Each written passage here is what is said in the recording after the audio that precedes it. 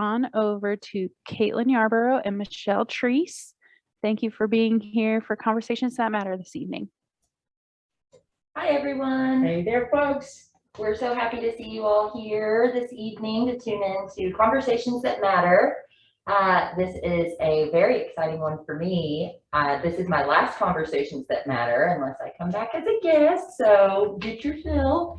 And then also, we have two wonderful guests that I happen to know very closely, and I'm very excited to have some great conversation with them tonight.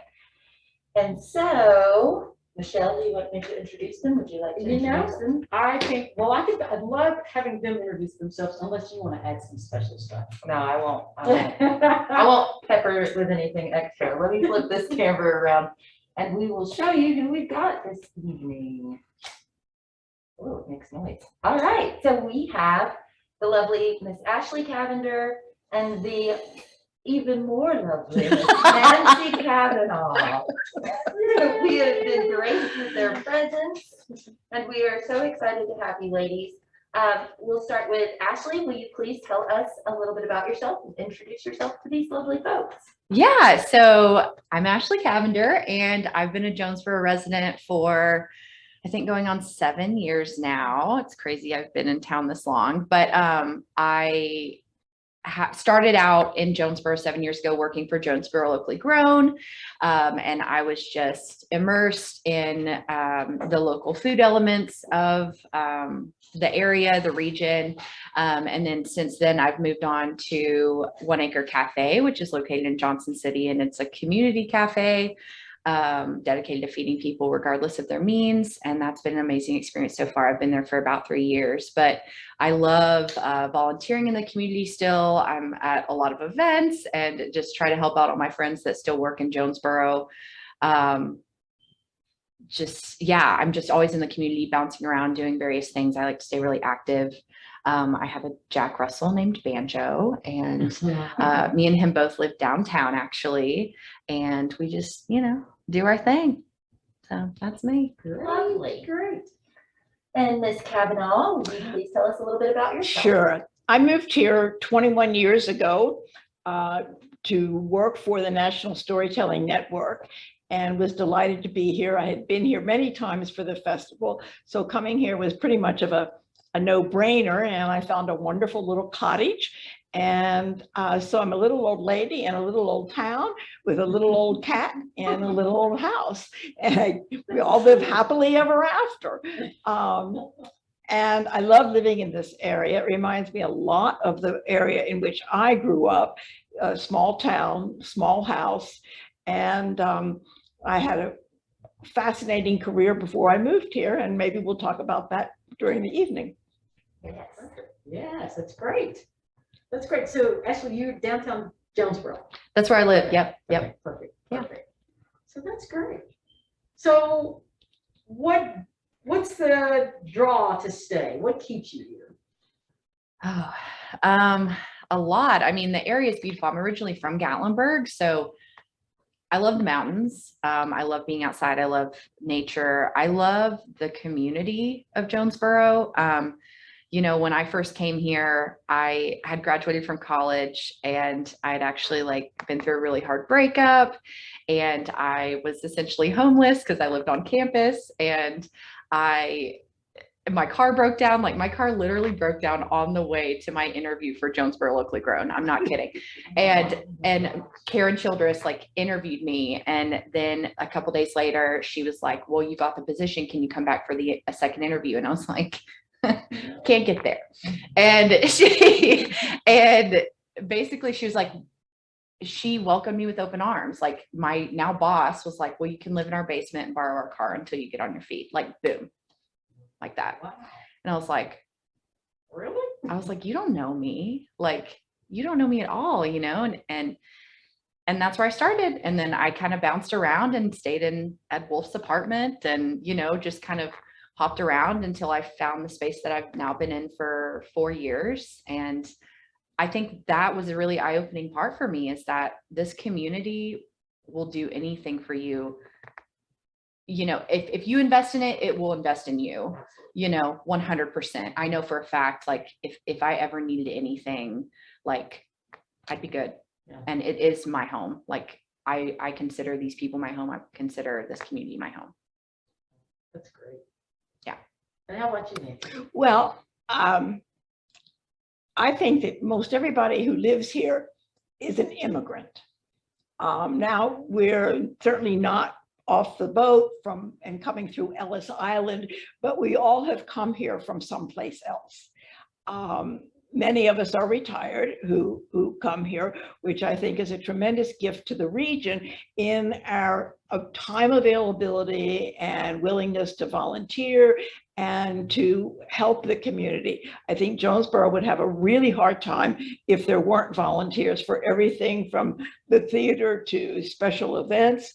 And so that has given me an opportunity to meet so many people, and I like it. I love being with people and a diverse community of people. Marcy Holly says that, you know, we're all on the witness protection program. Why are these people coming here? They must be hiding from something. So that's my story for being here and staying here. I really like it. That's great. That's great. Now, where are you? You're originally from where? Gatlinburg. Gatlinburg. And you are originally from? Well, I was born in Pennsylvania, but I moved here from Atlanta. I had a career in Atlanta. So that was my life for 25 years until moving here in 2000. Okay. So those are kind of different places, Gatlinburg versus Atlanta. Looks like, you know, two worlds right there. So, what did you guys do growing up? We'll jump on into that whole differences. When you were in elementary school, Gatlinburg, what was your first connection to a person of color? Do you remember that? Oh, this kid's black or brown or. Right. So I say I'm from Gatlinburg. I spent a lot of time in Knoxville as well. So the school that I went to for the majority of my life, including elementary school, was a private Christian school. Okay. They had international students. So I do remember having, and they were always like an anomaly because they were literally like, they lived on campus. So they had come from Uganda, or like, I remember, I can't even remember his name, but it was someone from like Korea, and it starts with a D, but I remember him specifically, like he was my friend. Yeah. So, and they lived on campus. They were like international exchange students, and they had their dormitories and all of that. So I went there starting in second grade. So I'd say it was a part of our, just, they were in the same grades as us. They came with us, and there was always just the international students that were a part of our class, and everyone else was white. Yeah. So yeah. That's awesome. Did they all stay for like, were they only there for a couple of years, the international students, or did they? It varied. It really just depended. You know, they just sort of were like immersed, like we didn't really ever know that much about their life. Like most often it seemed that their parents were I think they had a scholarship program of sorts, but it seemed for the most part the parents were able to afford to send them there, and they would do it for a couple of years, and then they would go home in the summers. So it would just be like semesters at the school. And again, it was very like Christian Church of God based, like we had chapel every Friday. It was uniform. So, you know, I don't know if the people sent them, if their parents sent them there for the religious aspects that they couldn't gain in their home country. Like, I don't know the answer to that. Yeah. And I left that school in like middle school. So I didn't really, when I probably would have been able to like really hone in on that. I feel like in high school, I wasn't able to, because I left. So I don't know. Yeah. But yeah. And then when you went to high school, middle school, high school, were you? So that's when I went to Gatlinburg. So I was mainstreamed, and I went to public school. Gotcha. How about there? 'Cause there's not too many people. Also, I don't recommend ever like taking your kid out of private school and putting them into public school in the middle of middle school. It was pretty. That's dramatic. I went kind of crazy. Regardless, it was. We had one black kid the entire time. Person, or I just knew that there's a black kid over there? He was a part of the football team, you know, so he was in the whole jock crew, but it was a really small high school. Gatlinburg's a very small community, and it is either very affluent or very poor. And then there's very few in between. I was in the in between, and there were a lot of people of color, like Mexican people that would work in the restaurants because there's so many restaurants. Right. So people that would come and do that, and the kids would, you know, be a part of our class and all of that. But I mean, we all just kind of like got along. Again, our graduating class was only 100. So yeah, we had one black kid, mostly everyone was white, but like the black kid, from what I could tell at that time, wasn't like a target from what I could tell. Yeah. So Pays to be good at sports, right? yeah, because, you know, I don't know what it would have been if he was, and I know his family was more affluent, you know, so he was able to be, you know, in that crowd. Like there was a good contrast of like, you know, the Ogles that own everything and that their family, and he intermingled with them, Oh. you know, so it could have been a totally different picture. It'd be cool to know who that was. We're friends on Facebook. Yeah, he like, I saw him up here, like in Johnson City. Yeah. And I like did a double take. I was like, I know you. And he was like, I know you. I was like, we went to high school together. And then we Yeah, talked he's since. still kicking around the area then. Yeah, I should just message him You and just should. be like, It's what was it really like bad. being the only black kid? It would be great to have a two of you back home. No, I'll do that. All right, how about you, Nancy? Tell us about growing up. Well, my growing up experience was probably similar to, but a lot different from what Ashley spoke about.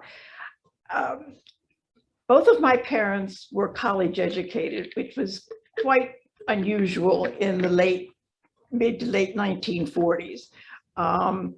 And we lived in a town that was a mill town, manufacturing. It was on a river and it was on a hill. And the people who lived in the row houses along the river were all mill workers, whether they were cotton mill or other kinds of manufacturing mill workers. And there was also an enormous steel company there. And so there were many, many, many immigrants. And if I go back and look at the census records, I can see the flow of immigrants coming, and not so much British, but there were Irish, and then there were the Germans, and then there were the Polish people and the Italians. And if you look at the census record over a period of time, those same names at that same address, their country of origin changes because Europe was in such a disarray that some would be listed from Poland, some would be listed from the Ukraine, some would be listed from Russia. And so it was an amazing amalgam of people. So we didn't have any Black people. It was all ethnic. And boy, was it as radical as it could possibly be with separation. We had a Roman Catholic Church, we had an Irish Catholic Church, we had a Polish Catholic Church. We had all the Catholics that you could possibly find. And they all had their own church, and they all had their own elementary school. And so there was a public school, and I went to the public school, and I went there through 4th grade. At the end of 4th grade, this is where racism and prejudice comes in, that my parents decided that I should go to another school. And my father was also teaching at this other school, and it was on Philadelphia Main Line. Now, if you know Philadelphia, and if you know suburban Philadelphia, it's a very, very wealthy area. And I was the teacher's daughter. And obviously, it was not in that same class of people, of the children, that I was, put into this space in this school. And I can remember so clearly my first day of school there when I went. I don't think my father took me. I think somebody from the office probably took me to this classroom. And I walked in, and here are 20-so children, all seemed to have blonde hair, blue eyes, bows in their hair, and cute little dresses. And they were all sitting in groups of 4 around their tables. There was one table that had 2 children at it. And I knew as soon as I saw that that's where I was going to go. I was going to sit there. There was one girl that was Black, and the other girl was a girl who died in several weeks. She had a terrible kidney disease, and there was just, this is 1950 now. So there was, she was very ill. So there I was, this outsider with this other outsider, a Black child, and it was such an exclusion. We just were not really included. We were tolerated. And then it was made worse for me because my father drove me to school and drove me home from school. It was too far to walk. So I couldn't walk home with the students in the school. I had to wait for my dad, or he would wait for me. And so from the time I was in 5th grade till I graduated, I rode to school and rode home every day with my father, which had a huge influence on my growth and my personality. And my father knew everything. He knew everything in the school. So it was a very elite, upper middle class group of students. And I was not. I mean, I was white, and that was about the only credential that I had to be at this school.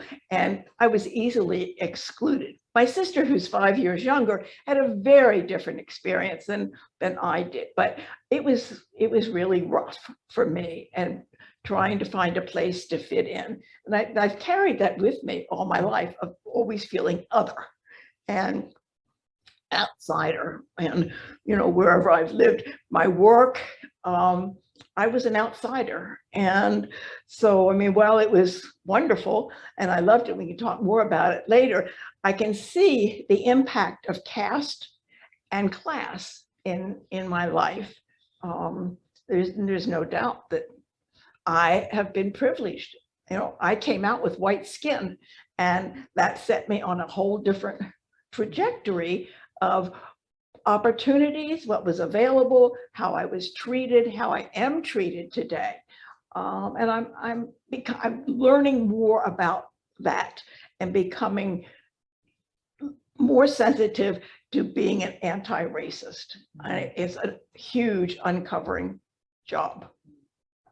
So when you were put in this table with the Black student and the other student who ultimately passed away, did you see any treatment of being excluded? How did that feel? What did you experience? It's like on the playground, you're the last chosen.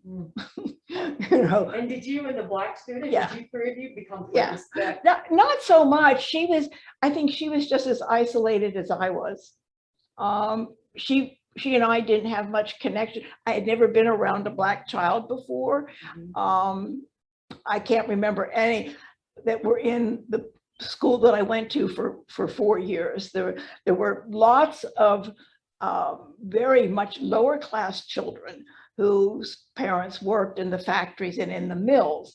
And certainly we would have called them disadvantaged children at that point. But I was pretty well, what should I say, isolated. My mother in particular had a lot of, you can't go there, you can't do this. There weren't any people of color on the street where I lived. There were different ethnic groups there, but my parents kept a pretty close eye on my whereabouts and my connecting with other children. I wasn't allowed to go in their yards. I wasn't allowed to go in their houses, things like that. So Why do you think that is? Because my parents were like that with me growing up. Like, you aren't going, no, you can't go play at their house. No, you can't do this. No, you can't do that. Yeah, Now, my I did parents- other social stuff and Yeah. sports and things, but I mean, if it was a slumber party, Dad was there at like 6 a.m. to pick me up. Everybody was still asleep. He's like, get in the car. But I'm curious of why, even if it were, well, if they were white. if I said to my mother, are you prejudiced? I would have gotten an answer of no, because it's so baked into us. So, but here's an example. the people who lived next door to us were Catholic, Irish Catholic, and they had 3 boys, Jimmy, Joe, and Jackie. And I really wanted to run with them.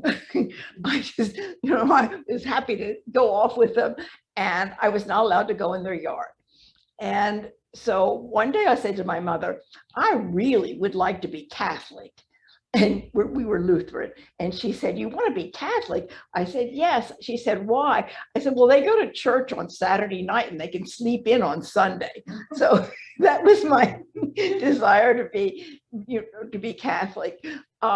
They kept very close eye on me. And as much as I've tried to unpack that period of time, I just know that break at the beginning of 5th grade had a huge influence on how I have lived the rest of my life mostly as a single person, of surviving on my own, of taking care of myself. And I don't mean to say that my parents and family didn't, but I just was always out there. I was the firstborn. And so I didn't have people around me who were other.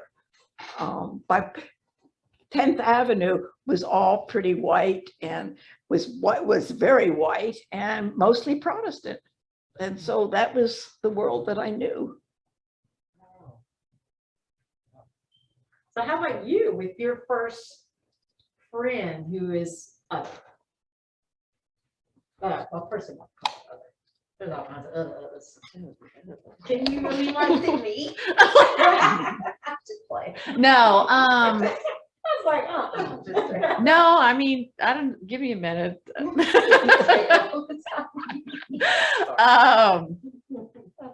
can come back to that if you. No, I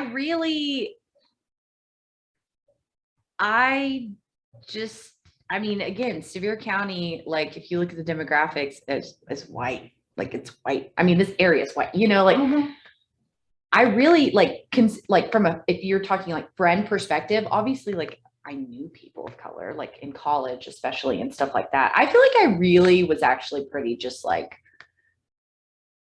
didn't really, I was pretty privileged, like growing up, like I really didn't see color. Have you ever had a really close friend that is not white? Even Caitlin. Caitlin, okay. Boom, called that. Called it right I mean, out. seriously, like, Well, I saw the. No. I saw you looking like, ooh, I don't know. no, And then I seriously, was like all my best friends growing up were white. All the people that I still am friends with from childhood were white. I mean, Yeah. it just never, I really didn't dive into, I think, just different diverse perspective thinking, whatever, until like, like George Floyd. Yeah. Well, we've been friends for well before. Yeah, but I say feel, that. well, yes. And But as again, far as like what Nancy was saying, of actively, looking toward being yes, anti-racist and yes, uncovering like, everything. I think I was more so like, I don't see color as in I'm accepting of everybody. Like, Yeah. again, I think I actively, my whole life have now looking and knowing all the phrases and stuff, like have tried to be anti-racist, but I didn't really, know what that encompassed. But, I really don't think like I honed in on it or I really understood it until George Floyd, until 2020, until like all of the shadows and the just wool that was over our eyes. Like I've lived a privileged life. Like I never really thought about it or saw it. And, and Kat, obviously, like when, we would talk about it, but even then, like, it's like something really clicked, I mean, she got a fire up under her, obviously, and like, I mean. Which I've never been, like, I'm not an organizer. I'm normally let's keep everyone happy. Yeah, I've like, been I hospitality really- My whole life. Yeah, I really feel like me and her, we had a lot of connections in the sense, like, we dive into the community and we want to do all these things and be a part of all these things. And yes, she's a person of color. Yes, I'm white. Like, but we never really had those hard conversations, like, Right. until this happened. And I did confide in her, like they say, like, don't make it their problem. I asked her, I was like, this is scary. I was like, I don't know what to do. Like, I'm overwhelmed. Like, I want to be an ally, blah, blah, blah, all the things But white you people were say. already reading the books, because I was Right. like, okay, do you have A, B, C, and D in your bag? And you were like, yes. And I said, okay, well, you're on the right And track. And I did say, you feel free to ask me anything. No, and I did. I was like, I know this is a heavy time. Like, don't let me as the white person, like, but again, I wasn't asking her to do the work. I was just asking her if I'm doing at least something, If it makes a difference. just something to be more aware, because my entire life I haven't been. Right. And in most cases, we hear people, I haven't been aware because I haven't had a reason to. I haven't. I haven't had a reason to. I never, dated a person of color. I never, do I think that my parents would have been okay with me dating a person of color? Yeah. I don't think, now looking back, like, I don't think that was ever going to be an issue. There just weren't people of color. Yeah. Like, there was no one all my, Right. people I've dated and anything like that, they're just white. Nancy, if you came home and said, Mom, I want to date this black Catholic man next door. This Catholic man. It could be short. Right. Ask me that again. What do you think your husband would have said if you said, Mom, it's cool, Dad, it's cool, there's this really cool black guy. I'd like to bring him home. We want you to meet him. I think my father would have had more trouble with it than my mother. I think my mother reflected a lot off of my father. And the other piece of the story is that we lived right next door to my father's parents. And so there was always that eye watching, and so I think that's part of what restrained us with being next to my grandmother. And my grandfather died when I was quite young, so it was my grandmother most all of that time. And she had plenty to say about everything, and so that was probably part of the caution of. I went to college, and the only Black people there were people from Africa. I had several nice friends from Kenya, and we did things together, but I wouldn't say that I dated anybody for a long period of time. And then after college, I was married, and we were in the military. So that was a real heterogeneous group of people, and we lived wherever we were assigned to live on post. So that was a very integrated living space. And then after that, I went to work in the factory, and there were a lot of Black people in the factory. And that was probably the first close association that I had with Black people. And how was that? Can you remember or recall like one of the Black folks that you got really close with, like when you had lunch, you guys always sat together, but someone was close that you could recall? Well, when I went to work in the factory, I was hired as they called me a street hire. So that was a real positive thing to be called, don't you know? She's a street hire. I told Nancy, she's told me the story before. And what did I say? That your biography is going to be called, and if I have to write it myself, it will be a street hire named Nancy. Just like a street hire named Sarah. It was in the 70s. It was in the 70s, and that's when Vietnam was over, and there were a lot of job opportunities and job fairs and so forth. And so I was invited to go to one. I had been teaching school, and my contract ran out. So I went to the job fair, and Buick Motor Division. Now, I didn't know anything about cars other than, you put gas in there and he drove it until you had to say, Daddy, what do I do now, kind of thing. So I had a background. My college was in chemistry and German. And so Buick Motor Division was interested in hiring me for a science chemistry lab. And I thought, this is not for me. I don't want to be in a laboratory by myself. I like people too much. And what really sealed the fate of that was that when I went to the superintendent's office for the rest of the interview, the art on the wall behind his desk was the periodic chart of elements. And I knew for sure that I did not want to work there. But he took me out into the factory and I was mesmerized by the factory. I just thought it was fascinating.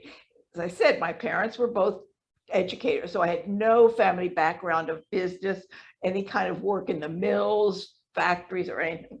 Well, that didn't pan out, but a few months later, I went back and I was hired by General Motors Assembly Division. They needed they needed women in non-traditional careers because they had federal contracts, and that was the time of equal opportunity and putting women and people of color into positions where they hadn't been. So I was known as the street hire, the teacher from North Carolina. I had moved to Atlanta from North Carolina. And so I thought that sounded pretty cool. You know, I was new and I was true, hired off the street. Well, that was code, meaning, well, first of all, you're an outsider. You're not one of us. You didn't come up through the ranks. And so therefore, you're an outsider. And then when they said a teacher, well, what does that say? I had an education, and everybody there did not have that kind of an education. It was factory where you put doors on hinges and all of those kinds of things. And those men and women had come off of farms. This is now in the 70s, early 80s. And this was a great job for them because there was all kinds of benefits and it was really good income. So it took me a long time to unpack what they were saying to me, that, you know, the street hire teacher from North Carolina wasn't a nice thing. It was pejorative, that pushed me out. Other you again. Yeah, they didn't, you know, they tolerated me. But that was where I met a lot of Black people. And it didn't seem to matter. I have had several that have continued through the years, the friendship after I left General Motors and went to work at Lockheed. And one in particular from Lockheed, a wonderful man that worked for me in one of the departments that I worked in. So there was that integration. It was much more integrated at Lockheed than it was at General Motors. Very interesting. Wow. She got the history. I know, it is, it's really interesting. And in these conversations, I haven't heard any information about the struggles of being friends with people of color. Like a lot of folks have. Well, I remember the first time, you know, the first time I met a person of color was a situation where there was some kind of a conflict, or a lot of times, especially folks like growing up in the 40s, 50s, they had a maid who was Black, which is not a conflict. But when you think back today about that, that's a different dynamic. kind of Yeah. Yeah. Yes. So very interesting. Yes, Very interesting. Do you think moving to Washington County from where you both came from, is that different? How do you similarities living here in Washington County? I think it's more diverse from where More I came diverse? from. I mean, It is more diverse. yeah. Oh, yeah, Yeah. definitely. And just more forward thinking from where I came from specifically, which is, you know, I know a lot of people are like, wait, what? No, it really It is. is. Like, You get back in there and off the beaten tourist path. I went to Morristown West, which is not too far from yeah. Gothenburg, and I played in the band, and our football team, basketball teams, when they would go to games, and I remember Newport and Cosby. Yes. I mean, names were called, buses were rocked. I actually Because, yeah, just Black kids. remembered. I don't know who or what, but basically I heard someone say something at some point, if you're Black, don't go to Cosby, period. No. Oh, yeah. We went to Cosby. Didn't you? Cabins. Blake Yeah. and I went No, and like, stayed at a seriously. cabin recently. It's Like, true. like it's, Don't. there are bad things that happen there. Like That was- there are active KKK members, like This was straight when I up. was in the And they late put it down. 70s. Yeah. This is And like. they're even still too there. much Like there they're now. still there. Like there were Mhm. people that I knew whose fathers were, you Yeah. know, like, Putting up and going. yeah. And obviously I'm appalled at this because I'm like, what? So no, there were some backwoods people And they are still there. and they're still there. 'cause So. we took the back road to go to Gatlinburg just to drive. 'cause we Beautiful, had it beautiful. But you don't, yeah, I don't get out. of the There were car. no black kids at Cosby, I'll tell you that. Yes, I mean, and The that's, Cosby High. that's when I was in school, and I still Yeah. do that, you know, you were telling about it, it's still going on. Definitely. Okay. Well, Yeah, I guess. What's when I was working on this and going back in time, I could not remember the name of the Black girl in my 5th grade class. And I could not think of any Black students in high school. So that tells you where my racism was at that time, that it was just, you were excluded, it didn't matter. I didn't know if, I wrote to a friend and said, tell me, did we have Black students in high school? And he sent me a list of probably 6 names that were in our class, and I have no recollection of them. So it's just a, commentary on how racist the culture is and how it's baked into us until we start unpacking it and thinking about that.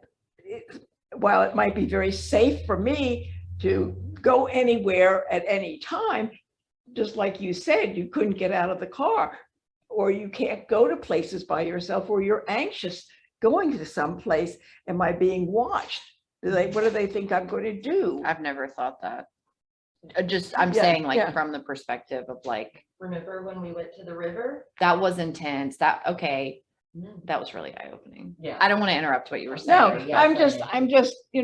as I said, as I've tried to unpack my life and look at it, I see what white privilege is. Yeah. Have you ever been in the place to experience racism to someone else? Like being able to say, oh my God, I just saw what happened. Yes. Can you tell us Yes. about that? Well, I've seen it in stores where I'm treated differently than somebody else. Particularly in a department store, and I'm standing at a counter and there's a person of color standing next to me, and the eyes of the clerk come right to me without thinking who was there first, that I must be the one that needs to be taken care of. Has that been recently? Yeah. Yeah, how recent? I just want people to realize out there. This is Well, amazing. I mean, it's ongoing. I see how Black people are ignored or dismissed. And even if I'm not a participant in it, and just looking at how people respond to someone of color in the grocery store, moving away from them. It's there. It's so, I'm not putting words in your mouth, but what I see is it's so subtle. Yes, absolutely. It's so subtle that I think the person that is doing it or saying it is thinking, I'm going to do this, I'm going to say this, but that Black person will never notice. I think if a It's person, very obvious I to think me, if a too. person were called on it, they would deny it. Yes, I didn't mean that. That's not what I meant. Yeah. Yeah. I didn't say that. yes. Or I didn't move away, Yeah. or I didn't get in line before him or her. Child, I didn't know they were standing. There'll be some excuse Yeah. to Oh, I cover, didn't see you. That's Yeah, what I get to- all the to time. cover When the- I'm like, no, I'm next. to cover the, Yeah. because it's too hard to say, yeah, I'm a racist. It's too Right, 'cause hard. that's to the say, comma because I'm a racist. That's It's, and we don't want to admit it because we have to do something about it. well, I want to hear about this river incident. wasn't- If we can share it. It's not, no, it's not an incident. instant. It was really eye-opening. It was before George Floyd, wasn't it? It We were was. Talking about just racism, and you were like, I don't see any of that around here. I come out here all the time. Ashley's a river rat in a good term. Like, she's out there all the time, kayaking, floating, Yeah. just on the beach, which I didn't know there was like a river beach. So I took her out there, She did, and it was the first and the last time I went.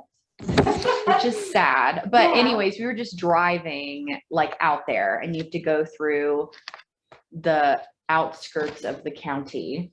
This is on very Nolichucky? rural. We're on the Nolichucky? Yeah, on the way to the Nolichucky. So you have to go through outskirts of Jonesborough into Unicoi County, Irwin, blah, blah, blah. And we were just driving and I was just like, live my best white life. And like,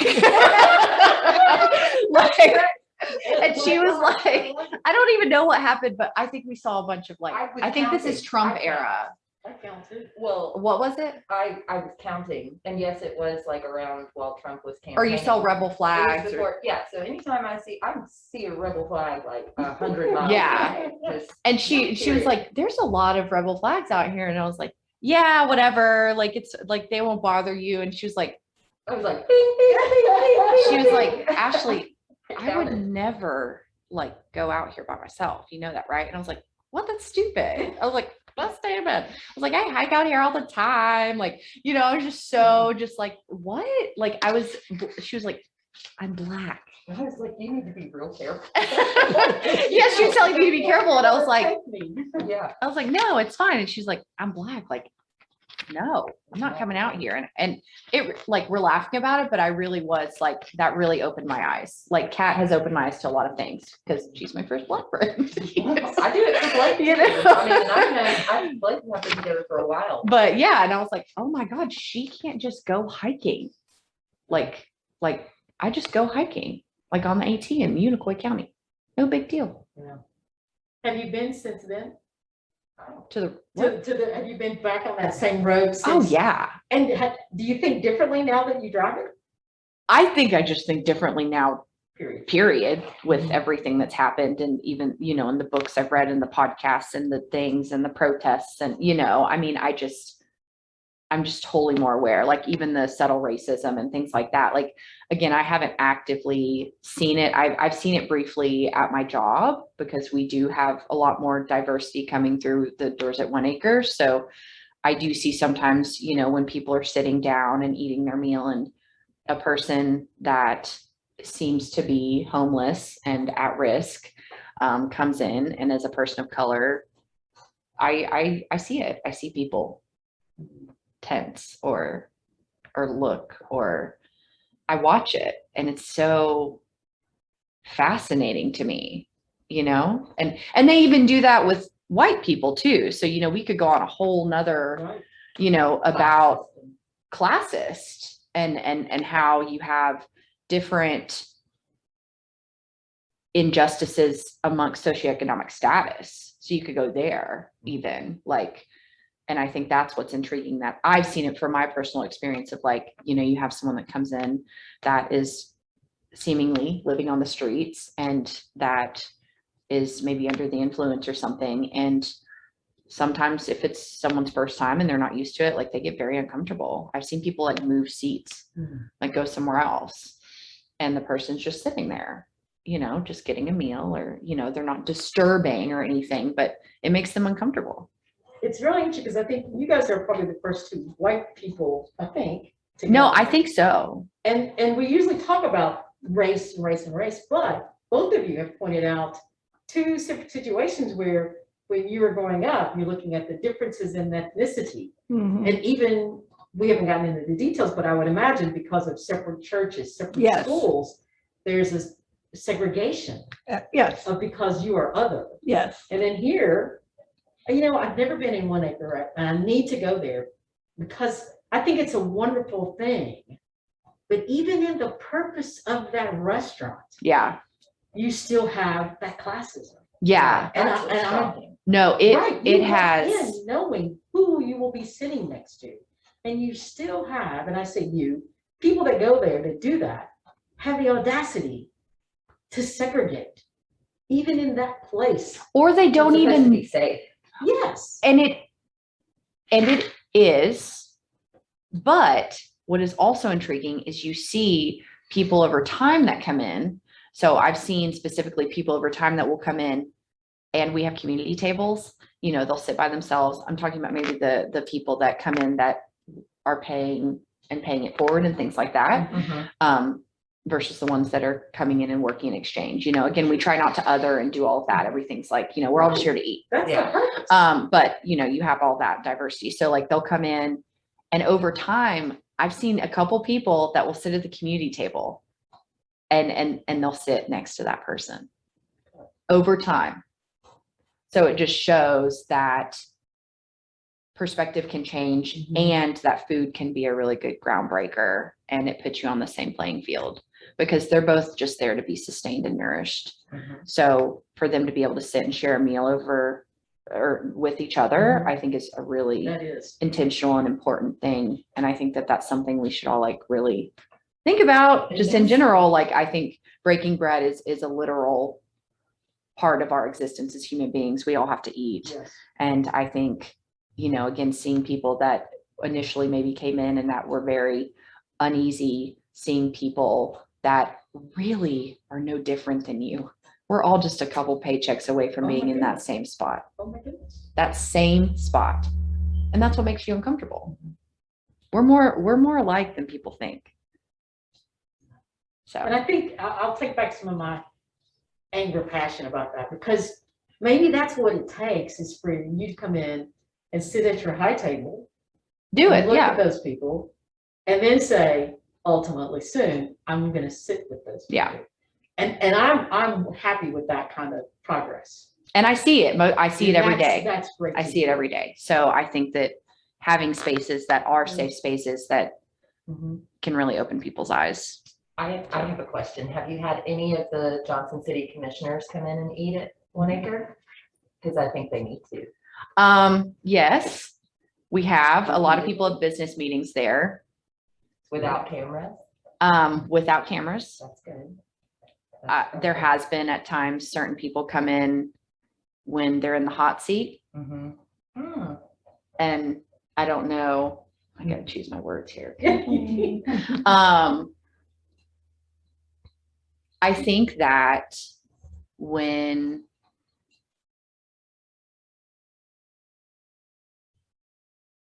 you come in to a restaurant and you eat and you see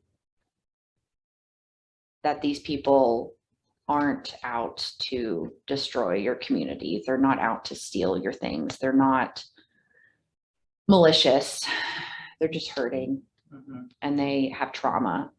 And most often I feel that the people that are in those higher positions of power have never seen that. I don't know that. I'm just assuming from what I've tried to research from some of these folks, they haven't seen poverty. They haven't been a part of that. It's just been handed to them, their affluent lifestyle. So I think it does them. I think it's very important for them to come in and sit. And I've seen them come in and sit whenever they have been criticized for not being more open-minded. Did it change their perspective? I don't know. I haven't asked them personally, but I think it's very important. So I won't go any further. And that's good. That's good to hear. Yeah. Because I agree completely. Yeah. I agree 100%. I think it's easy, again, to sit at a high table Yeah. and enjoy your meal. Yeah. You know, and that's literally eating the meal and figuratively in a position of power Mm-hmm. and enjoy. And I like that everything is the same. Like you only have one menu per day, right? It's all based on donations and everything. So there's not like options, like I'm gonna have steak and tuna tartare at 1 Acre. So over there is gonna have ramen. Oh God, no, everyone gets the same thing Right, and that's everyone another yeah, leveling of the playing totally. field of, like, it So. even makes it easier to like see eye to eye because we're all eating the same meal at the same time. It does. Yeah. I could go on soapboxes forever about that. So Yes. Well, okay, we're like almost done. So, right quick, Nancy, you have provided us some amazing reading lists.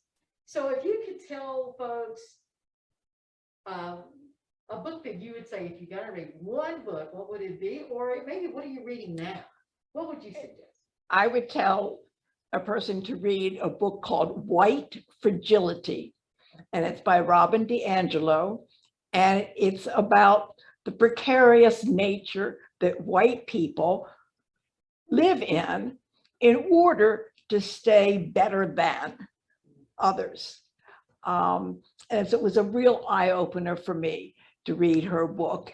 And she has another book called Nice Racism.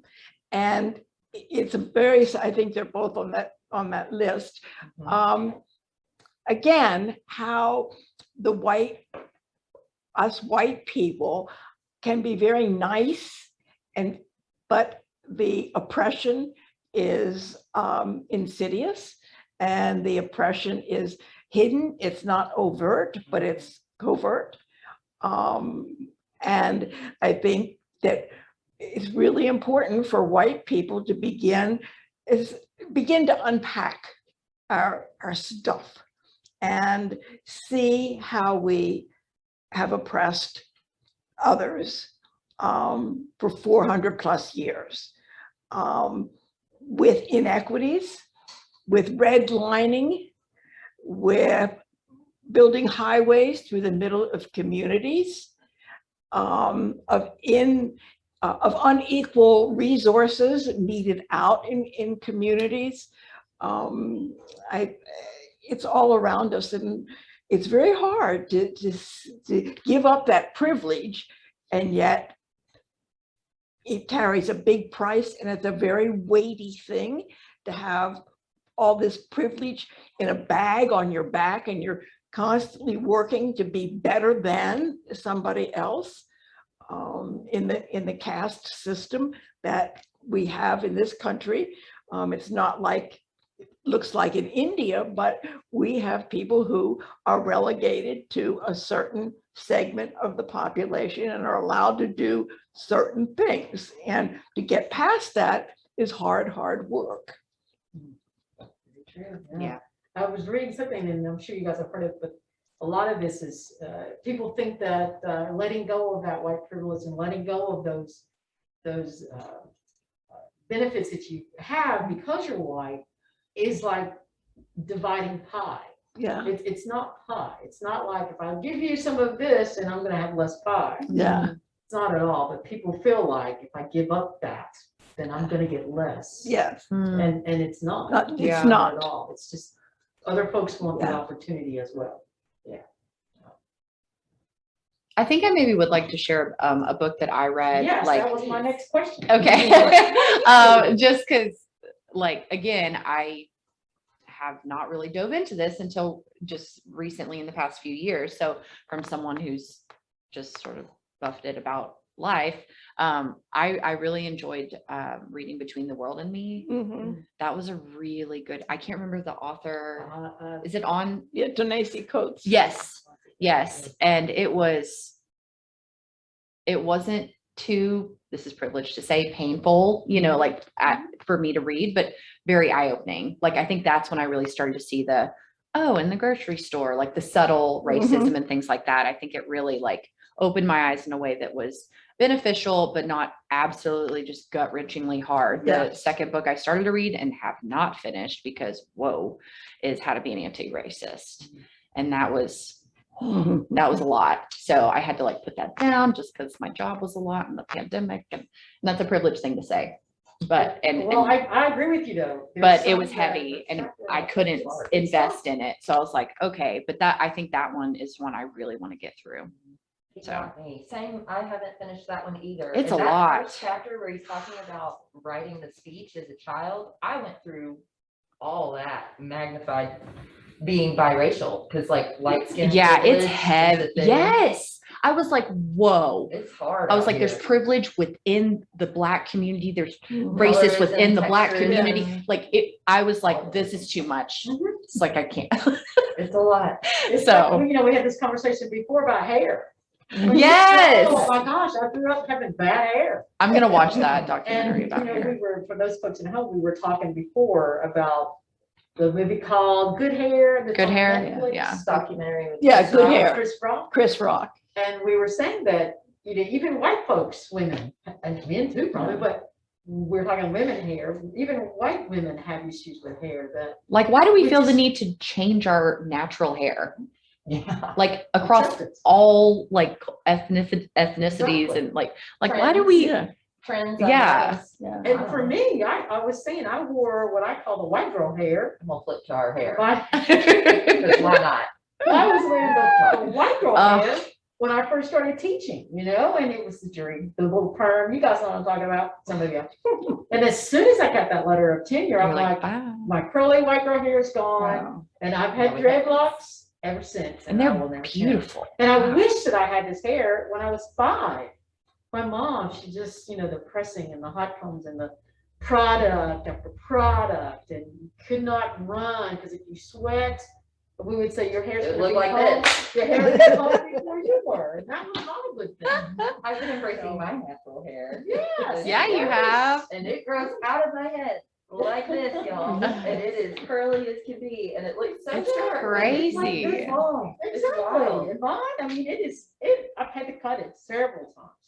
But It's so cool. It's one of those things that we try to change ourselves. I did to be accepted, to not to try to fit in. And my mom did it her whole life to have hair that looked like white girls. Because then you look that much closer to a white person and you're accepted. And no, if I ever had a daughter, she would never go through that. Never. Same. Well, I've had Because my- it's, and my child rearing days, my child having days are done, or I adopted mine, so child buying days are done. I shouldn't say that. But it's one of those things that we do things so that we can be so accepted. But then on the other side of that, we are so, as people of color, we are so sometimes not accepted, even though you're working so hard to be accepted. So Yeah. it's a different struggle. It really is. Do either of you have any questions for each other? No. No. No, come Okay. on. Well, Well, Ashley didn't talk about her overseas adventure that I think is just so remarkable. And questions weren't asked that would bring that up. But a number of years ago, Ashley was all set to go to China. Yeah. She I would have been there during the pandemic. She well, you were going, this was several years before this. China? China. Because you came to my house I did remember. Yeah. and okay. I did and we remember. looked at pictures and all, and then Yeah. you decided not to go to China. Instead, you went to Italy all by yourself and had no language experience. And talk a little bit about what you did. Yeah, you are an advocate for solo traveling. Is it okay? Is this You the need to space start to a- share? Okay. Is what? Yeah. Okay, I'll just share it really quickly. So I had never been out of the country before. And again, this is what Jonesborough helped me do this too. I'd never been out of the country before or anything like that. I had always dreamed to go to Italy and WOOF, which is Worldwide Organization for Organic Farming. So you work on a farm. And I found a really good flight and I went for a whole month by myself, backpacked all around Italy. And it was the most amazing, life-changing experience of my life. And I worked on a farm. And actually, we had this conversation last night. I definitely experienced like a form of like prejudice or racism or like gender, not racism, but like, almost reverse racism. I don't know. Genderisms? Yeah. One of the because- isms. No, because after we talked about this, I was like, oh my gosh. They literally, I guess Ashley, the name Ashley in Italian culture is more of a male name. They thought I was a male. Oh, when you were coming, Yes. they were expecting it. And I showed up and he was like, oh God, like he was pissed. Like he was like, oh God, I have this like white girl who's not going to be able to work. She's just going to live her like stupid Italian dream or like whatever. I worked my butt off, man. Like I built a whole floor in a barn with hammer and nails. Like there's a lot of weird stuff that happened and it was really hard. And yeah. And I felt very isolated, like, because they all talked in Italian the entire time.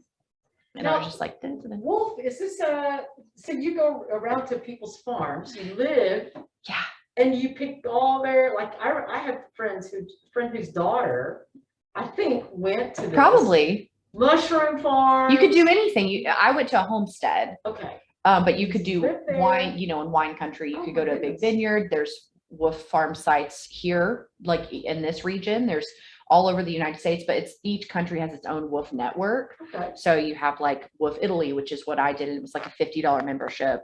But you could do Wolf China, Wolf Hawaii, well, not Hawaii, but you know, Like, like how did you get around? Did you get like a little travel ticket thing on the bus, or how did you get you around? just like, I took a bus, I slept in a train station because I missed my bus. Oh my And gosh.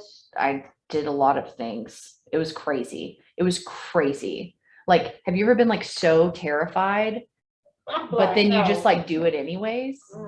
That's like what that trip was. That I do that all the time. I love it. It's like, because it's so much growth and like amazing, like Yeah. just internal like dialogue is just on the other side of that fear. And if you can get through it, it's just like this high. You need to leave that class for real. Wait, what class? What class? Oh, how to solo How to travel? move through your terrifying. Your fears. Sorry, we just got on a whole nother, thank you for bringing that up. Nancy. Oh, that's amazing. I think every woman should eat alone, travel alone, Yeah. do all the things alone. I know that you could be an advocate for that. Yes, I would. You don't need a would partner love- to do stuff. I dropped out of college for a year to go to Germany to be a babysitter. Mhm. Au pair, there you go. My German professor and his wife were going to Munich. He was writing a book and they needed a Kindermädchen, au pair. And I said, don't you want me to go with you? And they said, yes. And so my father would not let me fly because he didn't believe in airplanes. And so I had to go by ship. You took a ship? I took a ship. Oh. This is 100 years ago now. This is 100 years ago. I went, the ship, name of the ship was Leonardo da Vinci, and it was full of college students going to study abroad. And I was going to work abroad. oh, her story is way And better. so, but I was all by myself, and I disembarked in Naples and took a train from there to Munich, Germany, where they met me. And same like you, it was just all by myself. And you meet all kinds of cool people and it's amazing. Yeah. So Yeah. See? White women do What- this I was stuff. gonna say, what is that you said, living my white? What What's is my that? best white Right. living my best white life. Oh, is that on a t-shirt? Yeah, I could do Living that. my best white life, living your best white life. A network. You know, I mean, truly now, I would love that. I would be scared to death. Yep.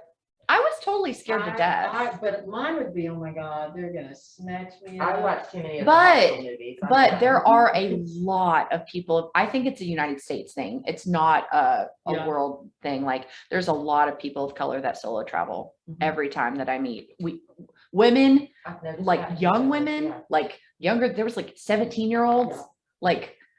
Just like, going out and about. and I was I like, have read about that in some of my Black women magazines that, you know, Yeah. why are we traveling more and solo? there's a travel? whole nother like network of like solo female travelers and then solo female travelers of color and like, Solo noir. Mhm. We'll start See, that with listen, that. sounds Copyright. good. Just I kidding. like that too. okay, All right. sorry. Well, That's listen, like a no, whole that was tangent. amazing. Crazy, wonderful conversation Yes. with you ladies. Thanks.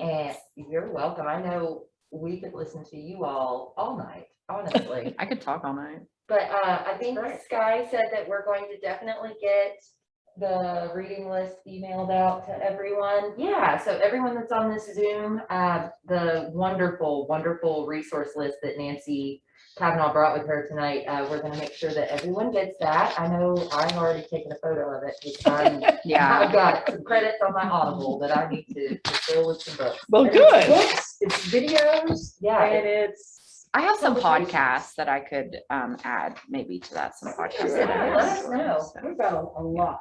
Look at that. We've got a lot. Our battery's low. I know,